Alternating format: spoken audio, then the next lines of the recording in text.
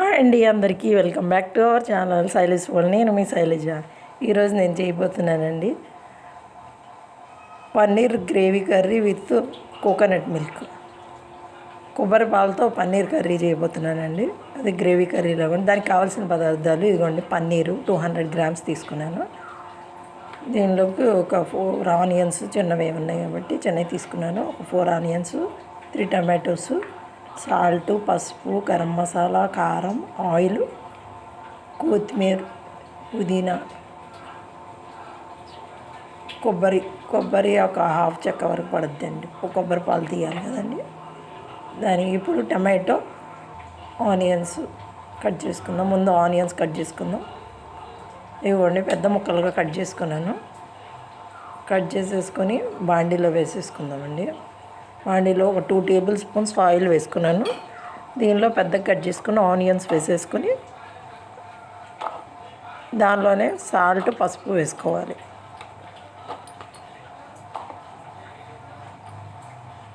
4 onions చిన్నవే తీసుకున్నానండి. పెద్దవైతే ఒక 2 కానీ 3 కానీ సరిపోతాయండి. అంటే గ్రేవీ ఎక్కువ రావాలని చేస్తున్నానండి. ఇదిగోండి, 1/2 table spoon salt, 1/2 table spoon పసుపు వేసుకున్నాను. దీని ఇప్పుడు స్టవ్ వెలిగించుకొని స్టవ్ మీద పెట్టుకుందామండి. సిమ్లో పెట్టి మగ్గించుకుందామండి. బాగా కలిపేసేసి మూత పెట్టి సిమ్లో పెట్టి మగ్గించుకుందాం. ఇది మగ్గుతూ ఉంటుంది. ఈలోపు మనం టమాటోస్ కట్ చేసేసుకుందామండి. ఇవి బాగా కడిగేసి తీసుకున్న టమాటోస్ 3 టమాటోస్ కట్ చేసేసుకుందాం. ఇవి కూడా పెద్ద పీసులుగా కట్ చేసేసుకుందాం, ఎందుకంటే మగ్గిస్తాం కదండి. ఇవి ఒక బౌల్లో తీసి పక్కన పెట్టుకుందామండి. మొత్తం ఒక బౌల్లోకి ఎత్తేసి పక్కన పెట్టేసుకుంటున్నాను. అవి ఆనియన్స్ బాగా మగ్గిన తర్వాత ఇవి వేసుకోవాలండి. ఇలా ఆనియన్స్, టమాటోని ఇలా మగ్గిచ్చేసుకొని పేస్ట్ చేసుకొని పెట్టుకోవచ్చండి. అల్లం వెల్లుల్లి పేస్ట్ కోసం అల్లం వెల్లుల్లి కూడా అల్లం కడిగేసుకుని నానబెట్టుకొని చెక్కు తీసుకుని పెట్టుకుంటానండి. ఇదిగోండి, ఆనియన్స్ మగ్గిపోయినాయి. దీంట్లో టమాటాలు కూడా వేసేసుకుందామండి. ఇవి బాగా మగ్గాలి. ఇలా చేసి ఇవి ఆనియన్స్, టమాటో, దీనిలో కావాలంటే కాజు లేకపోతే నువ్వులు ఇలా వేసుకోవచ్చండి. పేస్ట్ బాగా కావాలంటే మీకు కొంచెం కారం లేకుండా థిక్గా వైట్గా కావాలంటే ఇలా చేసుకోవచ్చు. చేసుకుని పెట్టేసుకోవచ్చండి. ఒక బ్యాచిలర్స్, ఆఫీస్కి వెళ్ళే వాళ్ళు ఉంటారు కదండి, హౌస్ వైఫ్స్ కాకుండా జాబ్ చేసేవాళ్ళు, వాళ్ళు ఫ్రిడ్జ్లో పెట్టేసుకుని ఆ పేస్ట్ ఎప్పుడు కావాలంటే అప్పుడు ఇలా గ్రేవీ కర్రీ ఈజీగా ఫాస్ట్గా ఒక 5 మినిట్స్లో అయిపోద్దండి. ఇదిగోండి, అల్లం వెల్లుల్లి గ్రైండ్ చేసేసుకున్నాను. దానిలో 1/2 టేబుల్ స్పూన్ జీలకర్ర, 1/2 టేబుల్ స్పూన్ ధనియాలు వేసుకున్నానండి. వేసుకుని గ్రైండ్ చేసేసుకున్నాను. ఇది ఒక బౌల్లో తీసి పక్కన పెట్టుకుందాం. ఇదిగోండి, టమాటాలు మగ్గినాయి చూద్దామండి. ఇవి మగ్గిపోయానండి.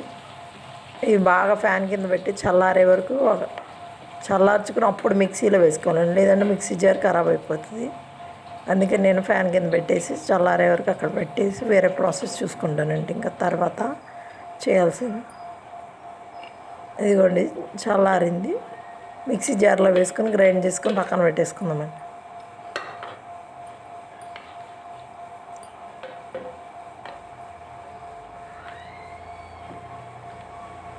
ఇదిగోండి, కొబ్బరికాయ కొట్టేసాం. దానిలో నుంచి కొబ్బరి తీయాలి. కొబ్బరి తీసేసి కొబ్బరి కూడా గ్రైండ్ చేసుకుందాము. మళ్ళీ అదే బాండీ ఉంది కదండి, టమాటో ఆనియన్స్ మగ్గించిన బాండీలోనే ఒక 6-7 వరకు టేబుల్ స్పూన్స్ ఆయిల్ వేసేసుకోవాలండి. ఆ బాండీలోనే వేసుకుంటే సరిపోతుందండి.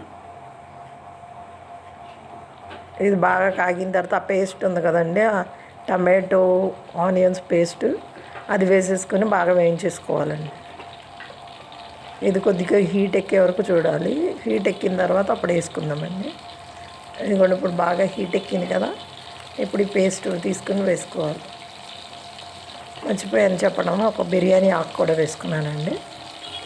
ఒక బిర్యానీ ఆకు వేసేసుకుని అది కొంచెం వేగిన తర్వాత అప్పుడు వేసుకుందామండి ఆ పేస్టు. ఇది కొంచెం వేగాలండి. 2 మినిట్స్ వేగించాం కదండి. ఇప్పుడు టమాటో పేస్ట్ అంతా తీసుకుని వేసేసుకుందామండి. ఇది బాగా ఎక్కువసేపు వేగాల్సిన అవసరం లేదు, త్వరగానే అయిపోద్దండి. ఆయిల్ పైకి వచ్చేస్తుంది. ఆల్రెడీ మనం ఇది బాగా మగ్గించుకున్నాం కదండి ఆయిల్ వేసి. పచ్చివాసన కూడా ఉండదు. మొత్తం తుడిచేసుకుని వేసేసుకోవాలండి. దీన్ని హై ఫ్లేమ్లోనే పెట్టి ఒక 5 మినిట్స్ వరకు వేయించుకోవాలండి. అడుగంటుకోకుండా వేయించుకుంటూ ఉండాలి. త్వరగా అయిపోద్దండి కర్రీ. ఈ పేస్ట్ మాత్రం మనం రెడీ చేసి పెట్టేసుకున్నామంటే ఫ్రిడ్జ్లో, అప్పుడు మనం 1 వీక్ వరకు వాడుకోవచ్చండి. ఇలాంటి గ్రేవీ కర్రీలు చేసుకోవాలనుకున్నప్పుడల్లా దీన్ని కొంచెం వేసేసుకొని పన్నీర్ కానీ, మష్రూమ్ కానీ, మిల్ మేకర్ ఇలాంటివన్నీ వేసేసుకోవచ్చు. ఆలులు ఇలా ఏ కుర్మా చేసుకోవాలన్నా దానికి పేస్ట్ బాగుంటుందండి. దీంట్లో నేను కోకోనట్ మిల్క్ కూడా వేసిపోతున్నాను కదండి, అందుకని కోకోనట్ కూడా తీసి పక్కన పెట్టుకున్నాను. దీనిలో 1 టేబుల్ స్పూన్ అల్లం వెల్లుల్లి పేస్ట్ కూడా వేసేసుకున్నానండి. అల్లం వెల్లుల్లి పేస్ట్ కూడా కొంచెం వేగనిద్దాం. చూసారా, వేగిపోయి ఆయిల్ అంతా సపరేట్ అయిపోతుంది, పక్కన వెళ్ళిపోతుంది. చూసారు కదండి, ఇలా వేగాలి. ఇలా వేగితే మంచి టేస్ట్ వస్తుంది కర్రీకి. దీంట్లో ఇంకొక 1/2 టేబుల్ స్పూన్ సాల్ట్ వేసుకున్నానండి. ఎందుకంటే నేను కోకోనట్ మిల్క్, పన్నీర్ ఇవన్నీ వేస్తాను కదండి, వాటికి కూడా సరిపోవాలి. ఇంకో 1/2 టేబుల్ స్పూన్ పసుపు వేసేసుకుందాం. దీన్ని కూడా బాగా కలిసేలా కలిపేసుకుందాం.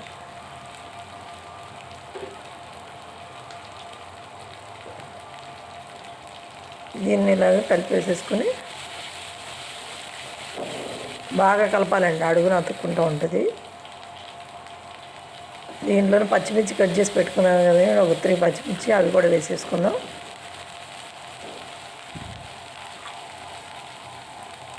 దీనిలోనే కొంచెం పుదీనా, కొంచెం కొత్తిమీర వేసేసుకున్నామండి. బాగా కలిపేసుకోవాలి. పుదీనా, కొత్తిమీర కూడా కలిసేలా బాగా కలిపేసుకుందాము. కొంచెం ఫ్రై అయితే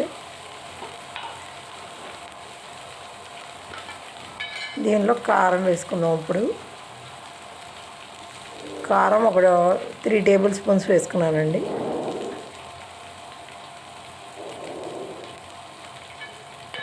కారం ఒక 3 టేబుల్ స్పూన్స్ అయితే సరిపోతుందండి. ఎందుకంటే గ్రేవీ కర్రీ కదా, కొంచెం ఎక్కువే పడుతుంది. ఇదిగోండి 1/2 టేబుల్ స్పూన్ గరం మసాలా వేసుకున్నాను. ఇవి రెండు బాగా కలిసేలాగా మళ్ళీ కలిపేసుకుందామండి.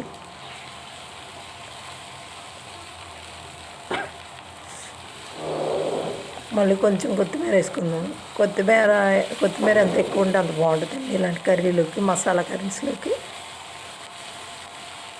కింద స్టిక్ అవ్వకుండా బాగా కలుపుకోవాలండి. అలా కలిపేసుకున్నాను కదండి. దీనిలోనే వాటర్ పోసేసుకుందాం. మిక్సీ జార్లో గ్రైండ్ చేసాం కదండి టమాటో, ఆనియన్, దానిలో పోసి ఆ వాటర్ పోసానండి. 1 గ్లాస్ వాటర్ పోసా. వాటర్ బాగా మరిగే వరకు మరిగించుకోవాలండి. అట్లానే దీంట్లోనే కోకోనట్ మిల్క్ తీసుకుని పెట్టుకున్నానండి. ఒక కొబ్బరి చిప్ప మొత్తం వేసుకున్నాను. దాంట్లో మిల్క్ తీసి పెట్టుకున్నాను, అది కూడా వేసేసుకుందాము. అది కూడా కలిపి బాగా ఉడికిచ్చేద్దాం. కోకోనట్ మిల్క్ కూడా బాగా కలిసిపోయింది కదండి. ఇప్పుడు మూత పెట్టేసుకుందాం. బాగా మగ్గిపోయిన తర్వాత ఆయిల్ పైకి వస్తూ ఉంటుంది. ఈలో పన్నీర్ తీసుకుని కట్ చేసేసుకుందామండి. నేను 200 గ్రామ్స్ తీసుకున్నానండి, దీనికి సరిపోతుంది. దీన్ని కట్ చేసి పెట్టుకుందాం. కొంచెం పెద్ద సైజులోనే కట్ చేసుకుంటానండి. మరీ చిన్నవైతే కొంచెం మెల్ట్ అయిపోతాయండి కర్రీలో ఉడికేటప్పటికి. కొంచెం పెద్దగా కట్ చేసి పెట్టుకుందాము.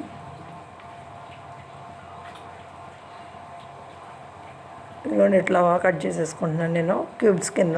కొంచెం మీడియం సైజ్ క్యూబ్స్ లాగా కట్ చేసి పెట్టేసుకుందాము.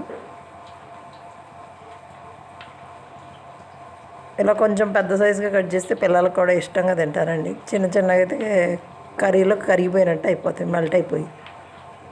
ఎందుకంటే ఇది పన్నీర్ కదండి, అందుకని. ఇదిగోండి ఈ సైజు కట్ చేసుకున్నాను. బౌల్లో వేసి కొంచెం లైట్గా కడిగేసుకుంటాను వాటర్తో.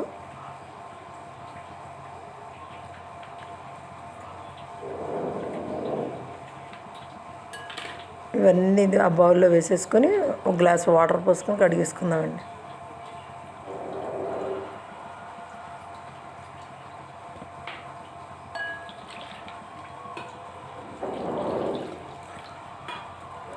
కడిగేసుకున్నాను కదండి. ఇప్పుడు ఇవి తీసేసి కర్రీలో వేసేద్దామండి. వాటర్ వంపేసాను, ఇప్పుడు కర్రీలో వేసేద్దాం. కర్రీ చూసారా కొంచెం ఆయిల్ పైకి వస్తుంది కదా, ఇప్పుడే వేసేసుకుందాం. ఇవి బాగా ఏమీ ఉడకక్కర్లేదండి, కొంచెం, అందుకే లాస్ట్లో వేసాను. కొంచెం గ్రేవీ ఉందనగా, పలచగా ఉందనగా అప్పుడు వేసేసుకోవాలండి. అది థిక్ అయిపోతే సరిపోతుంది. ఇవ్వండి పన్నీర్ పీసెస్ అన్నీ వేసేసాను దీంట్లోనే. కోకోనట్ మిల్క్ గ్రేవీలో కలిసిపోతుంది బాగా. ఇది ఈ కర్రీకి కోకోనట్ మిల్క్ వేస్తే మంచి టేస్ట్ వస్తుందండి. ఇలా ఇలా కుర్మా కర్రీస్, గ్రేవీ కర్రీస్ ఉంటాయి కదండి, చికెన్ అలాంటివి కూడా కోకోనట్ మిల్క్ ఎక్కువ వాడటం వలన పిల్లలకి ఎంతో హెల్దీ, మనకు కూడానండి జుట్టు ఊడకుండా ఉంటుంది, మనకు కూడా మంచిదండి. అందుకే కొబ్బరి ఎక్కువ వాడుకోవడం మంచిదండి. వారానికి ఒక 2 టైమ్స్ అయినా కోకోనట్ ఎక్కువ వాడుకుంటూ ఉండాలి. పచ్చి కొబ్బరి అయితే మంచిదండి. ఇంకా ఇదిగోండి చూసారా కర్రీ దగ్గరికి వచ్చింది. ఇలా బాగా ఉడికిపోయింది కదండి. దీంట్లోనే లెమన్ జ్యూస్ వేసానండి. 1 లెమన్ పిండేసేసి బౌల్లో పోసుకున్నాను, అది వేసేసాను లెమన్ జ్యూస్. లెమన్ జ్యూస్ వేసి కొంచెం సేపు ఉడకనిద్దాము. కొంచెం మళ్ళీ కొత్తిమీర వేసుకుందాము. దీంట్లో కర్డ్ వేయటం మర్చిపోయాను కదా, కొంచెం కర్డ్ వేసుకుందాం. ఇప్పుడు మంచి థిక్గా ఉన్న కర్డ్ తీసుకున్నానండి. దాంట్లో ఒక 3 టేబుల్ స్పూన్స్ వరకు వేసుకున్నానండి. వేసుకుని బాగా కలిపేసుకుని, ఇలాంటి కర్రీస్లో లాస్ట్లో ఇలా కర్డ్ వేసుకుని ఒక 2 మినిట్స్ బాయిల్ చేసుకుంటే టేస్ట్ మంచిగా బాగుంటుందండి. దీని టేస్ట్ ఇంకా పెరుగుతుందండి. దీన్ని కొంచెం ఉడికిద్దామండి. ఒక 2 మినిట్స్ మూత పెట్టేసి ఉడికిచ్చేసుకుందాం.